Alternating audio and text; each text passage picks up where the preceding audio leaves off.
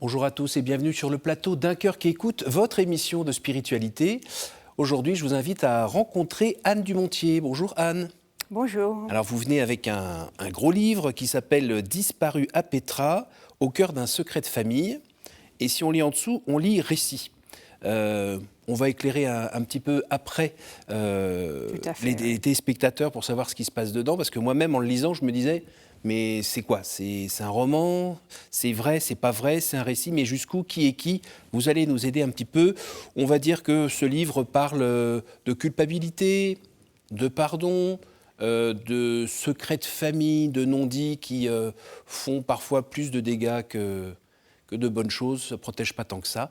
On va en parler dans un instant. Juste avant, je vous invite à nous lire un extrait de texte de votre choix. Merci. Alors j'ai choisi un texte qui est extrait de la vie de Jésus de l'abbé Steinmann, qui est un personnage de mon livre. Devant Jésus ressuscité, c'est l'homme en chacun qui décide. Des milliards d'hommes, au cours du temps, ont cru sur parole les témoins des apparitions de Jésus ressuscité. Ils ont vérifié cette foi par le sens qu'elle donnait à leur vie et au destin de l'homme. Une foule d'autres, non seulement de nos jours, mais dès l'Antiquité, ont répondu non. Ils ont préféré penser de la vie ce que dit Macbeth.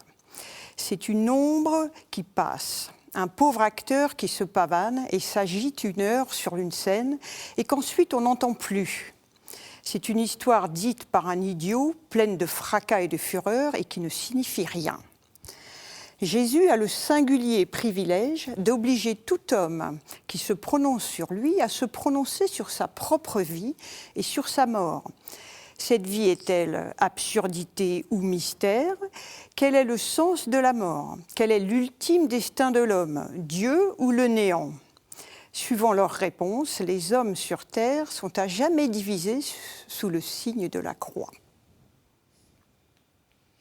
Bon, c'est pas mal. Steinmann, il était pas mal. Hein. Alors, il a eu ses écrits qui ont été un petit peu pas acceptés tout de suite par l'Église, c'est ça? Justement, donc cet ouvrage, la vie de Jésus, a été mis à l'index en 1961 et c'était pour lui un coup très très dur parce qu'il publiait beaucoup dans le domaine religieux, donc il était soudain interdit de publication. Et il est toujours à l'index, le livre? Alors ça, je ne sais pas. J'ai lu que l'index, c'est fini, ça n'existe plus et que justement son livre était un des derniers qui a été mis à l'index. D'accord. Alors je pense que non, il n'y a plus d'index. Donc, enfin, moi, je l'ai trouvé, son livre. Donc, Alors, on va aider les téléspectateurs à vous situer un petit peu. Donc, vous êtes présente avec nous en France, mais à l'année, vous vivez plutôt en Californie, oui. pas très loin de l'ancien garage de Steve Jobs. Voilà, exactement. Voilà, dans la Silicon Valley. Et là, vous avez été pendant de nombreuses années professeur. Alors, professeur de français langue étrangère. Voilà. Enfin, j'étais d'abord ingénieur informatique et puis j'ai changé de carrière et je suis devenue professeur langue étrangère. Voilà. Donc, on a la chance de vous avoir ici. Et vous venez donc nous présenter notamment ce livre « Disparu à Petra ». Est-ce que vous pouvez nous redire le fait qu'on a pu lire dans la presse à propos de ces disparus ? Oui, alors c'était un groupe qui venait de la cathédrale Notre-Dame, qui s'appelait le groupe Notre-Dame, qui était composé de jeunes femmes, enfin jeunes et moins jeunes, hein, on dit jeunes femmes, et qui sont partis avec l'abbé Steinmann en pèlerinage. Donc à l'époque c'était en Palestine. Ils avaient visité le Liban, la Syrie, donc Jérusalem, et puis ils sont allés visiter les gorges de Petra en Jordanie. Et ils sont tombés un jour où il pleuvait. Beaucoup et en fait il y a eu une montée soudaine des eaux pendant le moment précis où ils étaient donc dans ce qu'on appelle le Siq, qui est le labyrinthe, et c'est un peu la photo qui est sur le livre. Donc c'est un labyrinthe très étroit et donc ils ont été emportés par une énorme vague qui est arrivée sans qu'ils ne puissent rien faire. Donc ça a été un drame terrible. Le père Steinmann a perdu la vie, y compris donc 22 des femmes qui étaient là, plus un des guides jordaniens qui était avec eux. Ça s'est joué à 15 minutes près. Et voilà, donc quand j'ai cherché un peu sur cette tragédie, ça s'est joué à 15 minutes près, ouais. Parce que ça prend à peu près 15 minutes de traverser ce labyrinthe. Ils en auraient été sortis, ils auraient pu... Puisqu'en fait, il y a eu 2 survivantes qui, elles, en gros, elles couraient devant. Elles étaient tellement enthousiastes. Oui. Elles couraient devant et elles ont pu... elles étaient sorties du labyrinthe, elles ont pu grimper. Le labyrinthe a fait un peu comme un tuyau d'arrosage, concentrant la vitesse de l'eau, qui fait que c'est sorti comme ça et ça a tué tout le monde, en fait. Oui, c'est ça. Ça a emporté tout le monde avec une violence et certainement un bruit effroyable aussi. Ouais. Alors, parmi ce groupe de personnes, il y avait quelqu'un de votre famille? Voilà, donc parmi ce groupe de personnes, il y avait la première femme de mon père, qui est donc la mère de mes 2 frères. D'accord. Vous l'avez su quand, cela? Eh ben, c'est un peu l'objet de ce livre, c'est que nous, on ne l'a pas su quand on était petits. Et c'est à l'adolescence, en fait, que mes frères ont redécouvert qu'ils avaient une autre mère. Donc mon père s'était remarié, oui. Et donc qu'ils avaient une autre mère. Et moi, j'ai découvert que donc, cette femme déjà avait existé, oui. et qu'elle était disparue. D'accord. Alors ça, c'est la première couche. Et la deuxième couche, elle vous concerne plus. C'est que les conditions de votre arrivée sur Terre se sont faites dans un cadre qui, notamment à l'époque, mais peut-être aussi encore aujourd'hui, n'était pas tout à fait le meilleur. Oui, voilà, c'était pas tout à fait courant, puisque donc mon père, après s'être marié avec Gisèle, quelques années après, a démarré une relation avec ma mère. Et ma mère est tombée enceinte, donc je suis née. Donc je suis un enfant, ce qu'on appelle adultérin. Et j'ai regardé, si j'étais née au siècle dernier, ça aurait été encore plus dur, hein, parce que j'aurais été jetée à la rue. Mais là, donc, et en fait, donc Gisèle, la femme de mon père, a appris ma naissance. Et c'est suite à ça qu'elle a décidé de joindre ce groupe du père Steinman et de partir en Terre Sainte. Pour réfléchir ? Ben, certainement pour réfléchir, je pense pour prier aussi. Et puis parce que c'était une jeune femme qui avait la foi, et donc pour qui aller en Terre Sainte avait un sens très important. Et le pèlerinage. Et surtout donc dans cette période de sa vie où elle traversait donc des épreuves.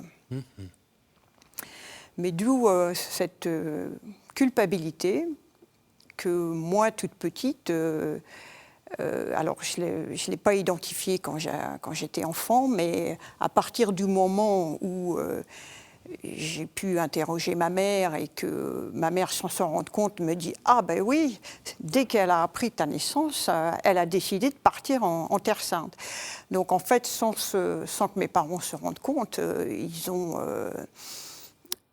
projeté sur moi oui, une grande forme de culpabilité. Oui. Oui, parce que ce n'était pas difficile de faire le lien entre l'annonce de votre naissance et son départ qui se termine par la mort. Donc on se dit, en fait, c'est de ma faute.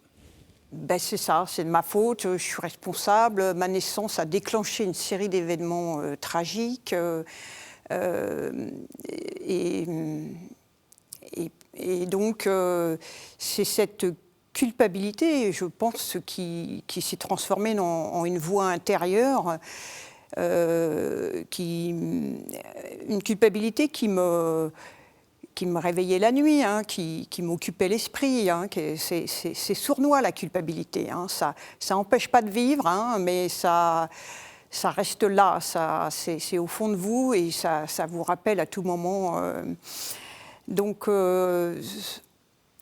j'ai eu besoin depuis très longtemps, enfin depuis l'adolescence en tout cas, d'abord d'enquêter sur cette femme, Gisèle, pour comprendre pourquoi elle était partie en Terre Sainte, pourquoi à ce moment crucial de sa vie de couple, elle fait le choix de laisser ses enfants et de partir seule en Terre Sainte. Parce que c'était quand même une question que je me suis posée moi-même quand j'ai eu mes propres enfants.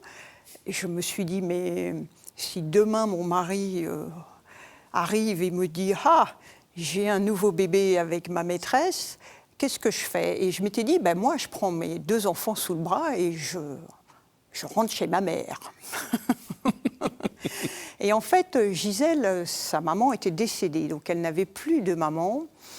Et puis, bon, j'enquête pour comprendre qui elle était, en fait. Et du coup, je découvre une personne extrêmement lumineuse. J'explore donc les notes qu'elle a prises pendant sa première semaine en Terre Sainte. Donc, ce groupe était avec le père Steinman qui faisait des homélies, des études bibliques. Je pense qu'il parlait très très bien. C'était un orateur hors pair. Donc elle prenait des notes, elle était très studieuse. Et donc en retrouvant ces notes, j'ai pu, grâce à l'aide de son frère, qui est prêtre, le père Robert, qui était prêtre au diocèse de Reims, j'ai pu donc décrypter, comprendre le parcours spirituel qu'elle a traversé pendant cette première semaine. Et j'en ai été complètement éblouie. Enfin, c'est d'une grande force, d'une grande humilité, d'une grande élégance. Elle avait la capacité de vraiment se relever et elle cherchait des solutions. Elle avait de l'espérance. Bon, elle avait la foi. Et elle prenait avec elle la grâce de Dieu. Elle était tout à fait extraordinaire. Et vous-même, vous avez grandi dans une famille chrétienne ? Eh bien, je suis allée au catéchisme. Ma mère allait à l'église, donc j'allais à l'église avec elle. Mais après, à l'adolescence, dans ma vie de jeune adulte, je me suis plutôt éloignée. Et je suis revenue un peu au décès de ma mère, notamment.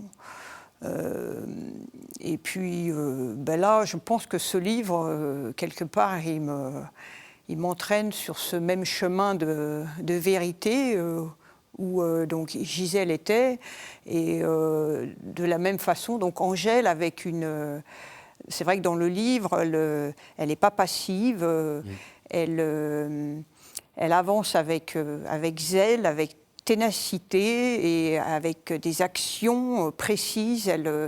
Elle va avoir des conversations, elle cherche. Ah oui, elle ne laisse pas traîner. Hein. Elle ne laisse pas traîner, elle a ce besoin énorme, donc profond, d'apaiser sa culpabilité. C'est ce moteur. Elle comprend aussi que le deuil de Gisèle n'a pas été fait.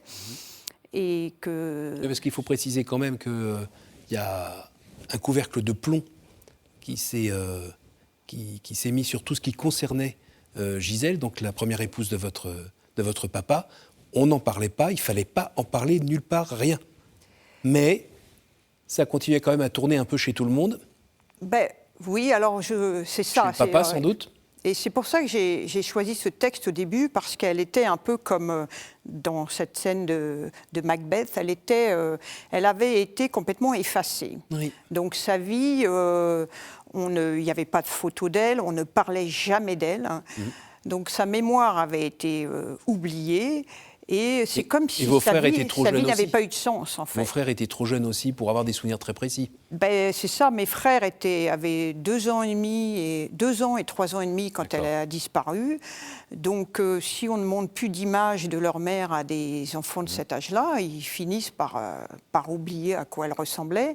Comme on ne parlait jamais d'elle, ils ne savaient plus qui elle était, bien que, bon, évidemment, dans leur subconscient, elle était présente, mais c'est donc...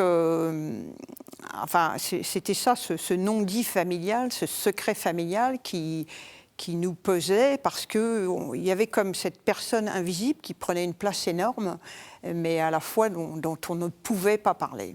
Vous avez pardonné à votre papa ? Alors, c'est une question intéressante parce que moi, je n'en ai jamais voulu à mon papa. Je n'en ai jamais voulu à ma maman. Et je le dis dans le livre à un moment donné, c'est comment pourrais-je en vouloir à mes parents qui m'ont conçu. En plus, ils m'ont conçu dans un acte d'amour, ils s'aimaient. Donc, j'ai jamais reproché à mon père de m'avoir conçu, ni à ma mère. Donc, en fait, j'ai plutôt, moi, cherché à déculpabiliser mon père aussi. C'est-à-dire que, et par ce livre, j'essaye aussi de montrer qu'il n'était peut-être pas complètement responsable de tout ça. Il était dans un maillage aussi. Je fais un peu de recherche sur la psychogénéalogie. Oui. Il avait des dettes dans cette famille et lui, par loyauté, peut-être qu'il reproduisait des comportements qui étaient qui était fautif, et puis c'était quelqu'un qui allait de l'avant, donc il a élevé ses enfants le mieux qu'il a pu, il nous a fourni, il aimait beaucoup ses enfants, il nous a fourni beaucoup d'amour, il était très généreux, donc moi, j'ai aimé mon père comme toute petite fille qui aime son père. Et donc, c'est pas moi qui avais besoin de le pardonner, en fait. C'était déjà lui de se pardonner lui-même ? Je pense que lui, il avait besoin de demander pardon à ses fils. Ça, c'est quelque chose. Et il avait besoin de demander pardon aux frères de Gisèle aussi. Et à Gisèle aussi, finalement ? Et certainement à Gisèle aussi, oui. Il n'a peut-être pas eu le temps, là. Alors, je ne peux pas dire exactement ce qu'il a fait, parce qu'il l'a peut-être fait de façon intérieure, sans forcément nous l'exprimer. Donc, dans le livre, je parle quand même qu'il demande pardon à son beau-frère. Donc, alors, vous dites aussi que ce qu'on lit là, ça dure à peu près 1 an. Oui. Et puis dans la vraie vie, ça a plutôt duré 40 ans. Oui, c'est ça. C'est qu'Angèle, elle réalise en 1 an ce que moi, l'auteur, j'ai mis 40 ans à réaliser. Donc Angèle, c'est un peu une superwoman. Hein. Elle avance très vite dans son enquête. Et puis, beaucoup de choses se mettent en place. Elle rencontre cette prof d'anglais. Elle va voir le prêtre. Alors ça, je l'ai effectivement fait à cette époque. Mais donc, elle avance très vite. Elle avance bien dans son enquête, avec détermination. Mais donc, ce qu'elle fait en 1 an, moi, je l'ai fait en 40 ans. À un moment, il me semble que vous évoquez Gisèle, qui finalement serait prête carrément à vous adopter. Elle est avec son mari, elle a 2 enfants, son mari a eu une aventure avec une autre dame et un enfant, et vous dites que Gisèle se posait quasiment la question de vous adopter ou pas. C'est bien cela ? Oui, alors c'est quelque chose que j'ai découvert assez récemment, il y a quelques années, qu'elle avait ce projet, en fait, que le dernier jour avant sa mort, qui était le dimanche des Rameaux, elle a demandé donc un entretien privé avec le prêtre, avec l'abbé Steinmann, et qu'à l'issue de cet entretien, elle avait pris la décision de m'adopter. Et donc, elle a rapporté cette information à d'autres dames, dont une des survivantes, qui, après, est allée le raconter dans sa famille. Donc, et c'est quelque chose que moi, j'ai appris très récemment. Donc, sur le coup, ça m'a dit, tiens alors, ça, c'est une drôle d'idée. Oui. Et en fait, ça m'a permis de comprendre aussi pourquoi il y avait un tel secret dans ma famille. Pourquoi mon père ne pouvait pas révéler toutes ces choses. Pourquoi il avait une honte, parce que c'est la honte qui fait que les non-dits apparaissent et les secrets. quand on ne veut pas parler de quelque chose, parce que souvent c'est parce qu'on en a honte. Et vous invitez à faire la lumière parce que la vérité vous rendra libre? Eh bien, c'est ça, oui, parce que elle me rendra libre, et puis parce que j'ai besoin de la vérité, et elle me rendra libre dans le sens que disait donc l'auteur de Aïe mes aïeux dans cette psychogénéalogie, c'est que en fait on ne naît pas libre. On est avec déjà, on est dans une toile d'araignée, on a des dettes vis-à-vis de la famille, on porte des culpabilités, on porte peut-être même la honte de ce qu'ont fait certains de nos parents. Et tout cela n'a pas lieu d'être, en fait. On a besoin de reconquérir notre liberté. Et en quoi la proximité avec le Christ vous aide à la reconquérir? Eh bien parce que d'avoir suivi, en fait, d'être allé sur les pas de Gisèle et de constater comment elle était en train de sortir de ses épreuves, hein, et elle serait rentrée avec beaucoup d'espérance et beaucoup de de la joie, peut-être pas, mais quand même de l'espérance et de la confiance surtout qu'elle allait réussir à reconstruire sa vie de couple. Donc en fait, comme j'ai l'impression que j'ai écrit ce livre pour pouvoir continuer le chemin qu'elle avait entrepris. C'est-à-dire qu'elle me passe le bâton d'une certaine façon. C'est que pendant 60 ans, il y a eu une espèce de traversée du désert. Il ne s'est rien passé, elle n'existait plus pour personne.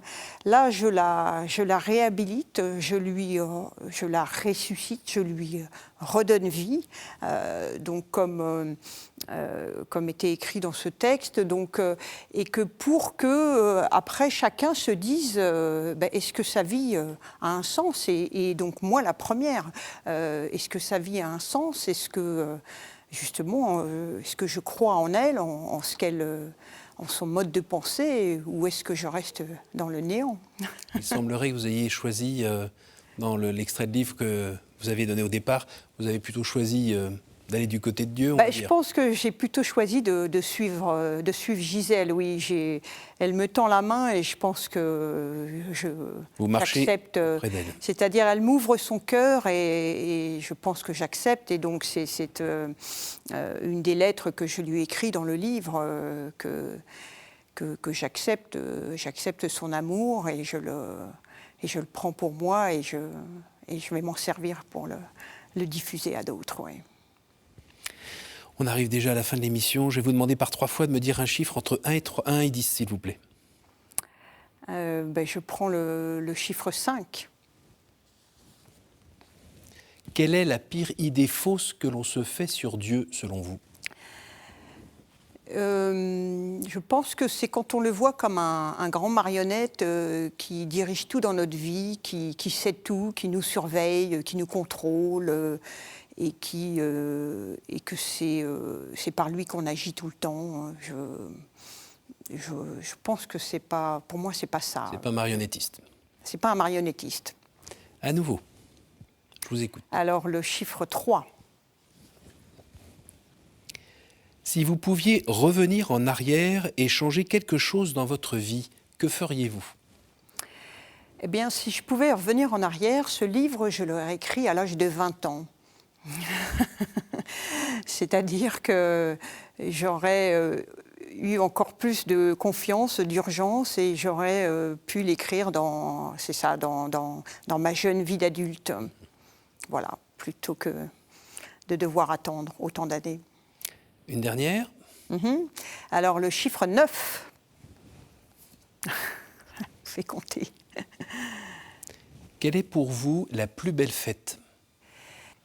Eh ben, vous savez, aux États-Unis, il y a une fête qui s'appelle Thanksgiving, et qui est une fête qui n'est pas religieuse, donc qui n'a pas été, d'une certaine façon, polluée par le commerce, la vente de toutes sortes d'objets pour célébrer ça. Et donc Thanksgiving, c'est un repas que l'on prépare, un repas familial. Donc c'est important, ça aussi. On réunit sa famille, on réunit aussi les gens qui sont seuls, qui n'ont pas de famille.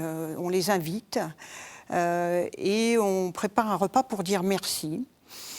Et ce que l'on fait dans ma famille, comme dans beaucoup de familles, c'est qu'on en profite pour réfléchir à tout ce pourquoi on est thankful, c'est-à-dire reconnaissant. Tout ce qui dans notre vie, justement, a un sens et que l'on identifie et pour lequel on dit merci. Merci beaucoup Anne. Merci d'être venue en plateau de votre lointaine Californie pour nous partager ce destin. Ce destin où on voit que, quand on vous voit comme ça et quand on vous entend, on sent que, c'est ça, la vérité vous rendra libre. On sent que ça fait du bien, même si c'est un chemin pénible, mais vous nous invitez tous à le suivre et à réfléchir peut-être à ces secrets de famille qui peut-être n'ont pas lieu d'être parce qu'ils font plus de cas que prévu. Merci beaucoup. Ouais. Je rappelle le titre de votre livre, « Disparu à Petra, au cœur d'un secret de famille », récit aux éditions Nouvelle Cité. Merci à vous tous pour votre fidélité. N'hésitez pas à retrouver cette émission sur notre site ktotv.com et à le partager autour de vous. Et moi, je vous souhaite une très belle semaine.